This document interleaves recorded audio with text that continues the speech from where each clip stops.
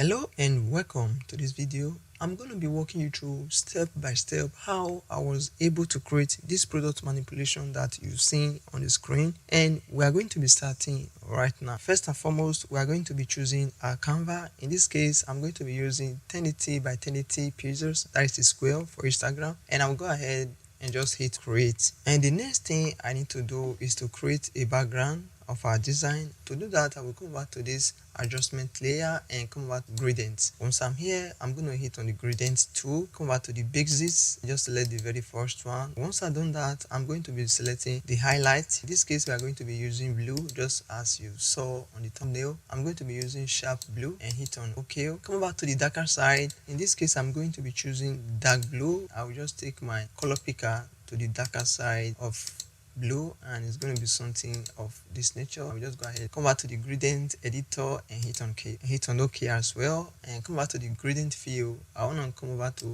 the style. In this case, we are going to be using radial. Come back to the scale and just try to scale it out just like this, and go ahead and hit on OK. Now we have it like this. The next thing I can potentially do is to also separate this background from the foreground, or I can just start by creating the stand. Let's start by creating the stand. For me to do that, I want to come back to the rectangular tool and just right click and come back to rectangle. The next thing I can possibly do is just to draw a rectangle over my design like this. It's going to appear like this. I want to remove this curve part, and I will just go back to side and try to remove the curve and make it more rectangular. It's going to come up with something of this color. And the next thing I can potentially do is to double click on this rectangle to add the layer style, and I want to come back to the gradient overlay and just hit OK. What you're going to be choosing here, you're going to leave your blending mode to be normal. The star is going to be reflected. The angle is going to be minus 177, and just scale it to make it fit. That's the way you're going to have this type of gradient right here. And I'll just go ahead and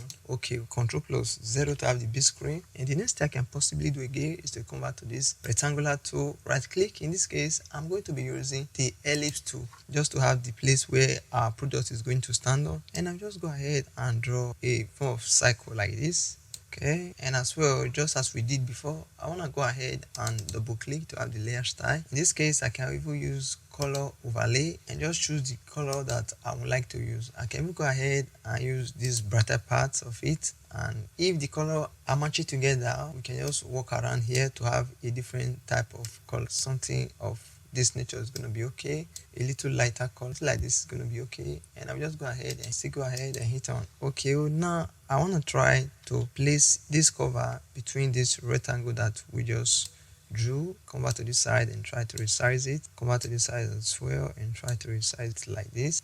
Hit on the check mark and see how it turned out. Little bit okay, and now I can still hit over the ellipse cycle again, double click to have the layer style. Right now I want to come over to the bevel and emboss. Okay, here what you're going to choose is just the smooth. The style should be embossed, and the highlight mode should be like 100%, and the shadow should be like 70%, and you want to choose yellow as your color. Just hit on OK. Come over here, hit on OK. What I can possibly do is to go ahead and hold down the control key, select the ellipse tool, and as well the rectangular, right click and come back to convert to smart object. You're going to have it like this. It's not a smart object, and the next thing I can possibly do is to hold down my Alt to duplicate this style like this and repeat the same process as well. I want this center one to be at the very front, and I'll just make it the first layer just like this. And what I can possibly do again is to make this one to be bigger. Hold down your shift, and it's going to be something of this nature like this. Okay, and this one right here to be little short. Okay, and this one, hit on the check mark first. This one I want to make it more bigger and more shorter, more bigger and more shorter, something like this. Hit on the check mark, and this one as well I can reduce the height a little bit to have it something like this. Going to make sense. Ctrl+1 to zoom out of the image. We're going to come up with simple design like this. The next thing I can possibly do right here is to go ahead and hold down my control and try to group these three design in a single group. By doing that, I want to go ahead and hit on Ctrl+G, and I can even go ahead as well to change the color just to be organized and rename this to be stand. And now the next thing I need to do is to separate this background from the foreground. We're going to create a foreground so that we're going to have result like this. This is the background and this is the foreground. You can see here they are being separated, they are not together. So we want to create that type of effect. And to achieve that type of result, I want to hit on gradient tool because I want the foreground to be below the stand. And right now I want to go ahead and create a new layer. Once I've done that, I want to hit on M from my keyboard to have the marquee tool. And once I have the marquee tool, I want to draw a rectangle over the background just like this. And once I have it like this, I want to go ahead and hit on G from my keyboard to have the gradient tool and make sure it's classic gradient. Hit on the gradient editor. I want to choose the brighter part, hit on the color, and to choose the brighter part, I will just select the color from here and hit on OK. I'll repeat the same process. In this case, we are going to be choosing the darker part. It's going to be just like this. Close the color picker and close the gradient editor. Now, what I need to do is just to draw a gradient line here so that it will be separated from the foreground. And make sure your gradient style is on linear, okay? And I will just draw it like this, and we're going to have this type of result. Ctrl plus D to deselect. It's going to come up with something like this, and we can still make it even more better. Selecting the same layer, I want to come over to filter and come over to blue and then come over to geisha blue. It's too much, and I will just reduce this to something like this. Now it's already making sense. This is the foreground and this is the background. It's already been separated. Go ahead and hit OK. The next thing I can possibly do is to bring in this photo right here, of which we are going to be using as the background main character, and I will just go ahead and resize it to be some this nature and hit on enter. Can we take it up and leave it in between the intersection of the background and the foreground? And here what I can possibly do is to come over to the blending mode, and I want to choose multiply. It's going to be something of this nature, and the next thing I need to do is to maybe still drag it down a little bit, okay? And like this, I can select the same flower again and come back to filters and come back to blue, and we are going to be choosing geisha blue again. Okay, the color is too much, and just try to reduce it to something like this. Hit on OK. Maybe as well we can still drag it down. Be very careful not to disrupt the design. Can we still take it down a little bit?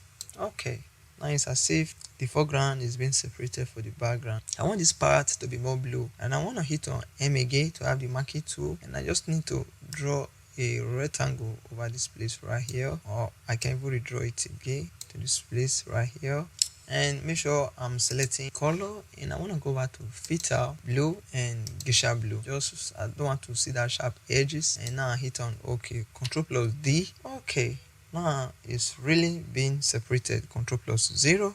Okay, Ctrl plus 1, hit on Z to even zoom out. Yeah, the background is being separated from the foreground, and now I can hit on Ctrl plus 0 again to have the big screen. The next thing I can possibly do is to bring in the main product of our design. It's going to be this perfume right here. Firstly, I want to go ahead and OK, hit on W to have the quick selection tool, and I just go ahead and select the subject. Once it's been selected like this, I want to go ahead and mask it out. Go ahead and rename it. I'll just rename it to be perf and hit on enter. Come back to the properties. I want to remove some of the sharp edges, and with that I will just shift the edges to something maybe like this. And the smooth, I want to smooth the edges as well to have this type of results. Don't overdo it, maybe something like this. Nice. And I can go ahead and hit on OK. Now selecting the move tool, I want to try to place Ctrl plus 1. I want to try to place this perfume perfectly on the stand, and can have it maybe somewhere here. It's going to make sense like this, and hit on the good sign. And the next thing I can possibly do is to go ahead and create a new layer. Once I create a new layer, I want to hit on B from my keyboard. Okay, make sure the opacity and the flow, they are both 100%, and make sure the foreground color is black. And I'll just go ahead, increase this size a little more, Ctrl plus 0, and just click once. Hit on V to have the move tool, and I want to bring it to the side and just squash it down just to create that shadow. Place it here, and now I want this shadow layer to be below the perf, and I'll just drag it down like this. And now this perf can basically rest on the design. Here is perfectly okay like this. Okay, if we off the shadow, you're going to see it's hanging, and if you on the shadow, it's perfectly sitting on the design that we created. What I can possibly do again is to hit on Ctrl plus 1. Now the next thing I can possibly do is to go ahead and bring in this light It's going to be the main light of our design, and just try to rotate the light like this and try to place it at the angle. Take it down, and as well this side, take it down a little bit. We'll have it like this. Hit on the check mark and choosing the light. I want to double click on the layer to have the layer style and come up to color overlay. Here I'm going to be selecting this purple color, okay, just to fit design, fit the color of our design. Go ahead and cover here as well. Okay, on the design I want to go ahead and add a layer mask. Hit on B to have my brush tool, and I can soften this brush to maybe the flow should be like 50% and the opacity should be like 35%. I just need to remove some of those sharp edges. Okay, maybe something like this. Right now it's not working because we are still using white as our foreground color. If you hit on airs, color is going to change, and now we can remove some of the sharp edges just like this. Okay, this part. Let's try to color over it like this. Okay, something like this is going to be very nice, and maybe this part as well. Okay, like this. Okay, and the next thing we can possibly do is to hit on V to have the move tool and select this our path. In this case, it's going to be this layer right here. Firstly, I want to come back to the adjustment layer and select hue and saturation. Make sure if you hit on this button, it's going to be clipped to this path, and any edit we are going to be doing here is only going to be affecting this one right here. So for that, you just hit on the button to clip it to the layer in question. And now I can try to increase some of the blue to something like this and increase the saturation. Okay, we're going to have color like this to color balance and color match our background and our foreground. Once we have it like this, the next thing I can do again is to go ahead and stick over to the adjustment layer, and right now I want to select exposure. Just as we did before, I want to clip this adjustment layer, this layer in question, so that it will not be affecting other layers, and I'll just increase the exposure to like this. And once I do that, selecting the layer mask of the adjustment exposure, what you need to do is to hit on Ctrl+I to invert the selection, just to invert the color, and go ahead Ctrl+I. Now the color is being inverted. Hit on B to have the brush tool, Ctrl+0 to have the B screen, and I can go ahead and decrease the size of my brush by holding down the Alt and right click and drag to left. We'll have it like this. And the next thing I can possibly do is to make the flow to be 100 and the opacity 35. We're going to try this to see if it's going to work. And make sure the foreground color that you're choosing is white and not black. And I can just go ahead and try. It's not sharp enough. Now let me go ahead and increase the 35 to like 77, and let's try. Okay, this is much better, and just try to add this highlight right here, just like this. Okay, it's not up to this part. Hit on erase to erase this part, and once you have it like this, now I want to decrease the flow to be like 30 and decrease the opacity as well to be like 30 something, and I can make sure it's black.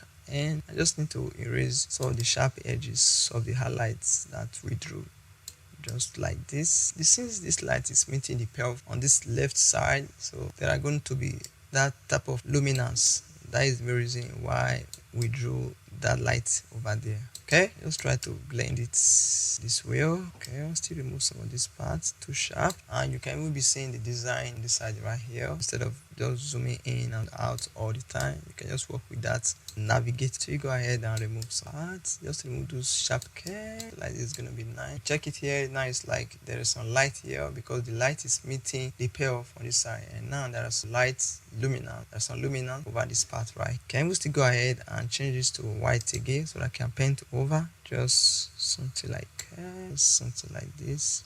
Hit on S again to change the color, and just some of these parts.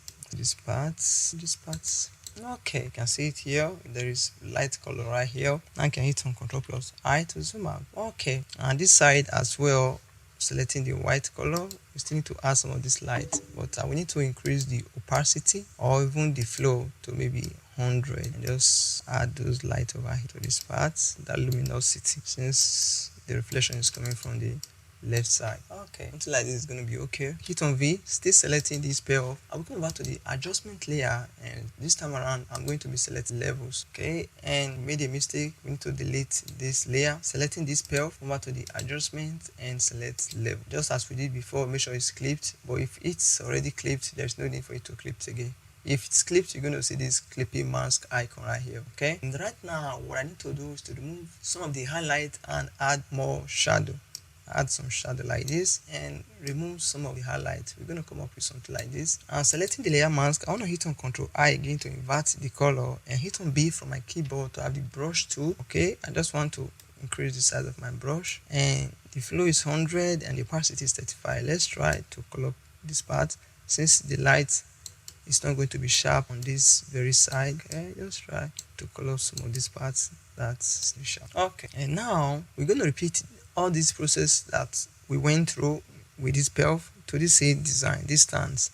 And remember, we group it in the group and we name it stand. Now if I select that group, I will need to come over to the adjustment layer. Firstly, I want to select exposure, and I want to make sure the exposure is being clipped to the group, but fortunately the exposure is inside the group and we don't want the exposure to be inside. If not, it's going to be affecting the first layer. Close the group, we name it stand, select only the stand, adjustment, and come over again to exposure.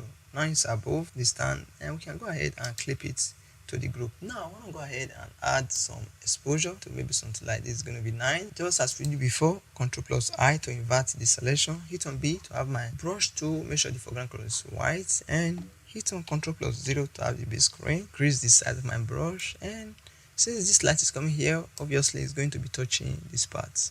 Decrease the size of my brush, it's going to be touching this side. Okay, and the light as well is going to be touching this part right here. And right now I can change my foreground color and blend it, but before that the light is still going to be touching here. Okay, and as well it's going to be touching this part right just like this. Okay, now I can decrease the flow to be like 30 something and change my foreground color to be black just to blend this light to this part right.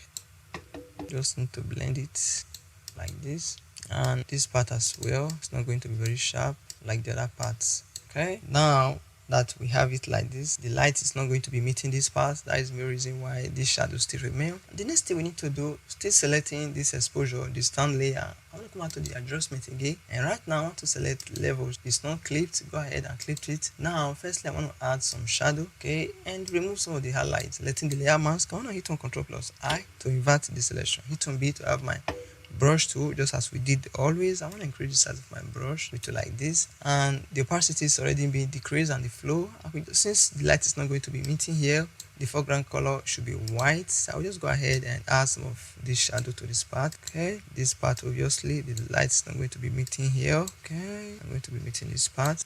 It's not going to be meeting this part as well. This part should be a little darker, and this part should be more darker. Let me increase my opacity to be like 50 something, and let's try. Okay, this first one should be a little bit more darker, so like this, because the light is not going to be meeting here. All the reflections are coming from this side and it's meeting the pelf. Let me go ahead and as well add some shadow here and here. Ctrl+1, sorry, to zoom out. Okay, we're gonna come up with something like this. And now to balance our design, I want to select the very first layer, hold down my Shift, Control or Command Alt, and then press on the letter E to have everything on a single layer. Right click and come back to convert to smart object. This our design right here is now in a single layer. So come back to filter and come back to camera raw filter. Wait for some seconds, and once it's loaded up, I like to see my before and after. And I'll just come back to the light, maybe some exposure, little contrast, make it more darker, highlight, and can just remove some highlight, add some shadows, white and black, I don't need anything, color, I don't need anything. Come back to the effects, and I will increase the texture, I made the clarity to be negative, okay, to something like this. Or we can also say the texture as well should be negative, but not too much, don't overdo it, so that all be presented as a shadow. Okay, the hairs is gonna make it more darker. The variants, maybe we can add variants like this. Okay, curve, color mixer, color grading, details, I wanna remove some of the noise. Okay, we'll make it 100 because I want this place to be like natural lights. And the color noise reduction as well, just increase it to be something of this nature. Okay, now I can go ahead and hit on check mark. This is what we just created. This is the product that we just manipulated, and this is the one that I created on my own. This is the one we created for this video. Maybe this one look a little bit more flashing, is because I spend a lot of time in doing that, but I follow the same process in achieving the same results. And what I love most about this design is this light that is coming here that looks natural. I hope you learned something from this video. If you do, give me a thumbs up and subscribe to this channel so that whenever I upload another video just like this, you will always be the first person to be notified. And having said this, I'm going to see you in this video that's going to pop up right here. Cheers. Peace out.